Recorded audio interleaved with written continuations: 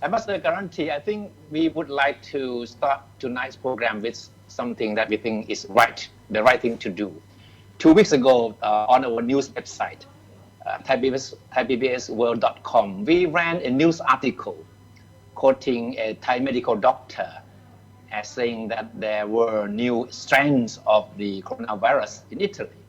And then he referred to a Thai citizen who returned from Italy and said that he was carrying with him what he called the Italian coronavirus, which he said was very dangerous.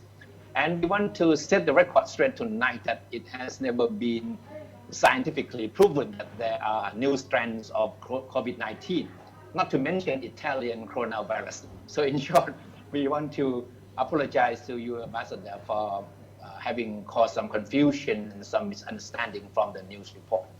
So yes, as you mentioned, there is no scientific evidence to the theory, let me call it like that there is an Italian coronavirus. In fact, the COVID that was sequenced in Italy by the Italian Institute of Health is not different from the one that was sequenced in Wuhan.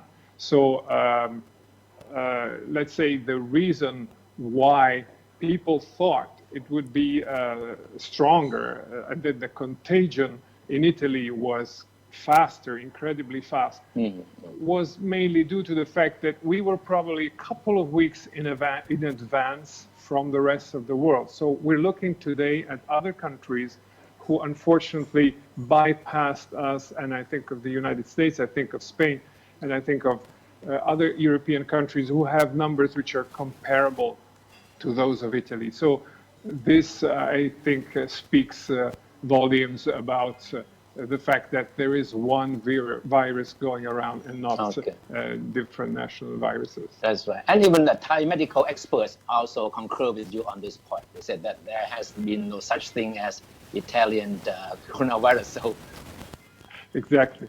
Okay. So we are today in Italy, we are seeing the first effects of 1 month of lockdown, of nationwide total lockdown.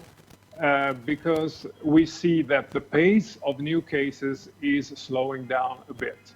Whereas 1 week ago, we were looking at 5 to 6,000 new cases per day. Yesterday, we had 3,600. And, and it's been already a few days that we are seeing lower numbers. So it constitutes a trend. Ambassador, and so far you must be quite busy with arrangement for Italian in Thailand. What's the situation? Well, we have been,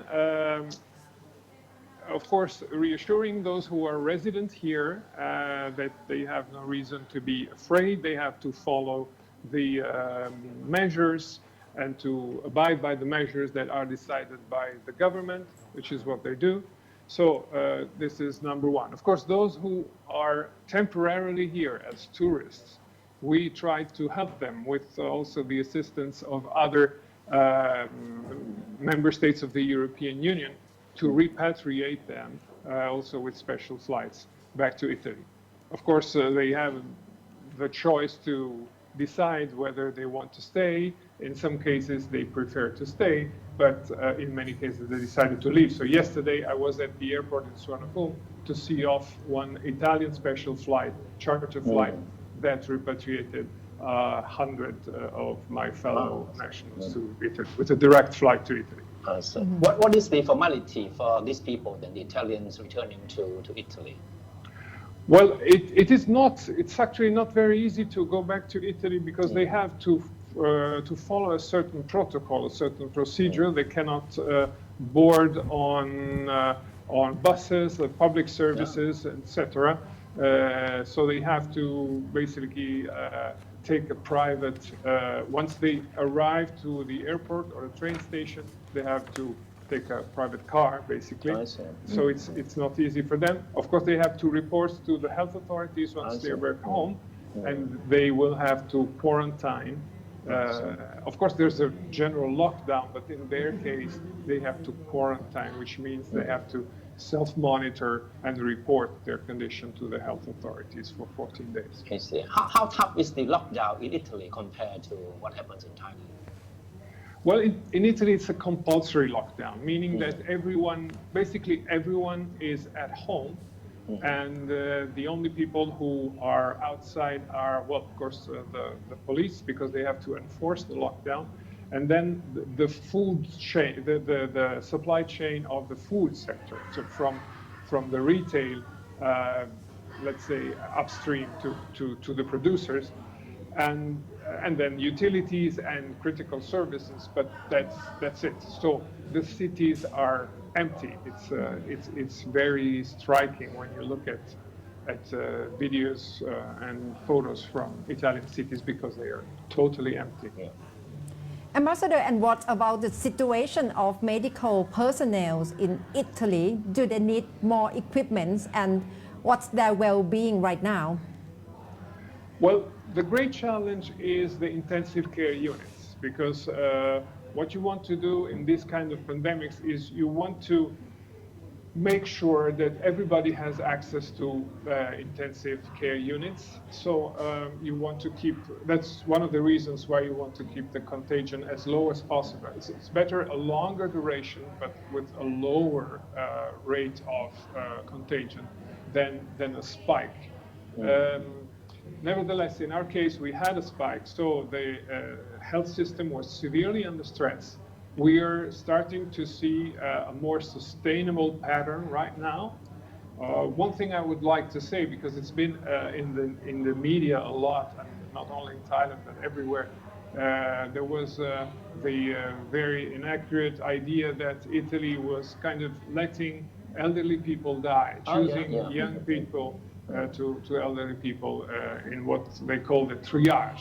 Apparently, if you have not enough intensive care units, you have to choose. Well, we've never really come to that, and I would like to formally deny that this is happening in Italy. On the contrary, we're trying to save lives, and this is the first, let's say, the first goal of our what we call the Italian model, basically. Nice. The Italian model is based on a constant dialogue with scientists and health experts. It's based on incremental measures, proportional measures. It's based on transparency towards citizens. We like to inform them. We want them to know what is happening in the country. And this model was recognized as effective by WHO.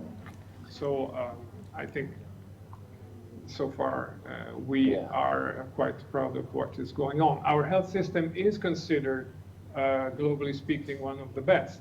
But indeed, it has been put under a very severe strain. I see. You know, despite the severity of the situation in Italy, so you're saying that the country has never reached a point in which it has to resort to triage, I mean, choosing who to stay or who to let go, right? You have never come close to that point. No, luckily not. And of course, many countries have helped us. They have sent respirators, and yesterday we received 2 respirators from Thailand. I have to thank the Chamber of Commerce Board of Trade and the Thai members of the Italy-Thailand Business Forum, because on the plane that I was mentioning earlier, going to Italy with 100 Italian citizens, we also shipped 2 respirators that were donated by Thailand to an Italian hospital in Bergamo. Bergamo is one of the most affected cities in the north of Italy. But Italy has experienced such an outbreak. So what would be your advice to Thailand in terms of dealing the coronavirus outbreak here?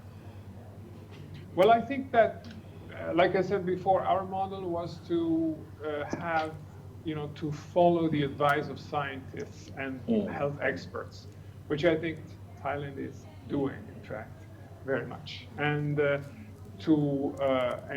we have to adopt. All countries have to adopt certain measures.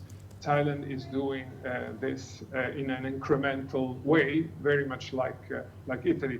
Well, of course, Thailand currently has 2,800 cases only. I say only, but in relation to Italy, with respect to Italy, it's a small number. And but we're seeing the readiness in adopting further measures should the contagion require so. So I think Thailand is doing well, and let's say I'm very hopeful that the contagion that the country will not be as affected as my country is. Yes. Ambassador, and what about the economic situation? Because I just come across an article about the impact economically. How bad it is? It is bad. It is bad. We are looking at a big minus in terms of GDP, and not only in Italy but in several other countries, and at a global let's say recession. This is very serious. We believe that especially the European countries should act together. They should help each other, because this is fundamental. There is no way that one single European country can make its way out of this crisis alone. So we believe it is very critical that we find ways to mutualize our, let's say, way out of this crisis by supporting each other. But this is the great challenge of the future. Of course, while we look at phase 2, meaning when we will able, in Italy at least, to leave our homes and go back to the real life, we also have to think of measures that will be able to support the economy. And just yesterday, the Italian government adopted a plan for a special sovereign guarantee on a credit line for businesses, for companies, small and medium companies, but also larger companies. And well, I think that's most of the countries are taking these kind of measures. Yeah, including Thailand is also adopting that similar policy guideline. So how are your friends and your family doing back home? Well, I have 2 daughters who are in Rome, and they're doing fine. They are at home, and well, they are okay. They keep talking to each other. My mother, she's alone. She's in Florence, but she's being helped by another relative, and so they're doing fine. So far, so good. But of course, I speak to friends, I speak to many people, and psychologically speaking, it's not easy to sit at home for 1 month and not to know how much longer it will take before they can leave their apartment or their house or whatever. So this is something that has to be taken into consideration, because people will also need some kind of support in some cases.